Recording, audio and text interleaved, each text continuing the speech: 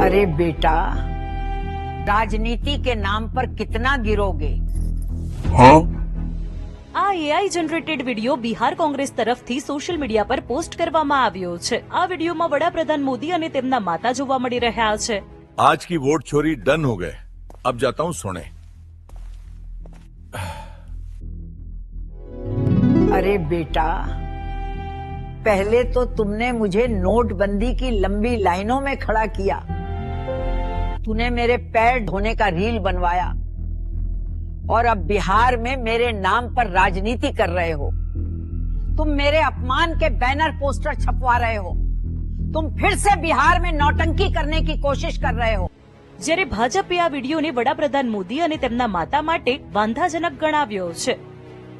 राहुल गांधी अब इतना नीचे गिर गए हैं जैसे उनकी नकली माँ है। उनको न माँ का इज्जत का, अपने माँ का इज्जत का ख्याल नहीं है, दूसरे की माँ को कहाँ से वो सम्मान करेंगे। ભાજપનો આરોપ છે કે કોંગ્રેસે રાજકારણનું સ્તર ઘટાડી તમામ હદો વટાવી દીધી છે।